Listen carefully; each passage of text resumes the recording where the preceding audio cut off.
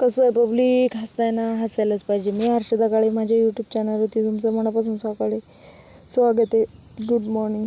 या मग नाश्ता करायचा. सकाळ सकाळ पोहे चहा मस्त नाश्त्याला केलं होते आज.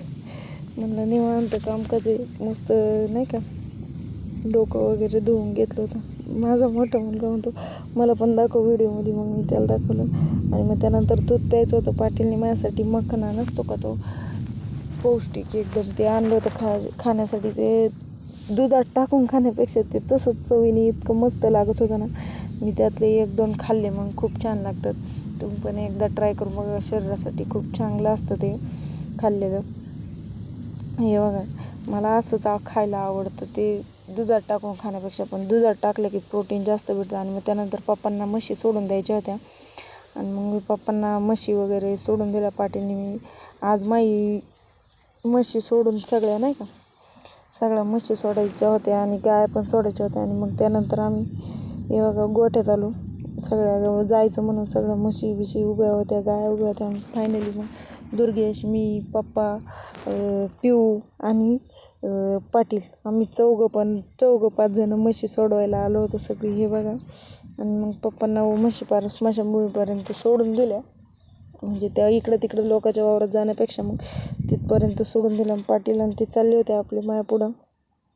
पाटील दुर्गेशचे व्हिडिओ काढत होते आणि पिऊन त्याच्या पप्पांना म्हणतो माझी पण व्हिडिओ काढा. मग मी घरी आल्यानंतर स्वयंपाकवाला वगैरे लागले होते. मग त्यानंतर कपडे वगैरे मशीन लावली, घरातलं सगळं आवरून घेतलं होतं. मुलांना क्लासला सोडून आले होते. आणि पाटलांना त्या दिवशी पोरं म्हणत होती झोका बांधा. नागपंचमी दिवशी त्यांनी काय बांधलंच नाही. शेवटी त्या दिवशी बांधला होता. मग त्यांनी झोका वगैरे बांधला. मग त्यात एक झुला घेतला, म्हणजे नाही का झोका घेतला. मग त्यानंतर जेवायचा टाईम झाला होता. मस्तपैकी पप्पांनी केळं आणली होती. मग केळं घेतलं, चवळीची भाजी, भाकर. या मग जेवायला.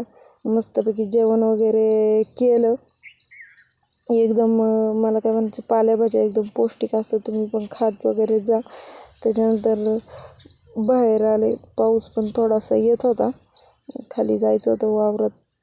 आणि मग त्यानंतर आपला असंच फेरफटका मारला वावरात. तुम्ही बघू शकता. हे बघा, आता मी मागं चाललेलं आहे गोट्याका. पण ती बारखाली कुत्री, छोटी कुत्री, ते बघा तुम्ही बघू शकता. का तुम्हाला दिसलं का? ते पण तिकडून येत होतं. छोटं कुत्रं होतं. त्याला आवाज येत होते पण तो काही येतच नव्हता. मग म्हणलं आता आपली कुटी करून घ्यावं नाही का. पाटील परत लाईट गेली तर कुटी करता यायची नाही, गुरांना वैरण नाही राहायची. त्याच्यामुळे कुटी करायचं चालू होतं. मग मी मागं आले. क्लासवरून पण आली. ते पाटीलचं काम चाललं होतं. ट्रॅक्टरमध्ये डिझेल ओतायचं. तुम्ही बघू शकता. मग पाटीलला म्हणलं कुटी करताना आपली व्हिडिओ काढावा. मग त्यांनी कुटी करताना माझी व्हिडिओ काढली. हे बघा, मस्तपैकी आपली लाईट फुलं असली की पटापटा कुटी होती. पाटीलला कुटी करायचा कंटाळा आलेला होता. त्याच्यामुळं म्हणलं मी करते कुटी, तुम्ही थांबा. मग त्यांना ट्रॅक्टर घेऊन पण माळावरती जायचं होतं. मग म्हणलं आपलं घ्यावं वरकून. आणि मग त्यानंतर शेंगा पण संपल्या होत्या. श्रावणी सोमवार असल्यामुळे शेंगदाणे खूप लागतात. त्याच्यामुळे मग मी आमच्या वरच्या घरात शेंगा ठेवलेल्या असल्यामुळे त्याच्यामुळे मी शेंगा आणायला वरच्या घरात चालले होते. तिथून एवढं भारी हिरवंगार दिसत होतं पाऊस काळामुळे. बघा किती छान दिसतं आमच्या घरापासून. मग आम्ही शेंगा वगैरे घेतल्या आणि मग त्याच्यानंतर खाली गेले शेंगा फोडायला. आमच्याकडे डायरेक्ट शेंगा फोडायचं मशीन आहे.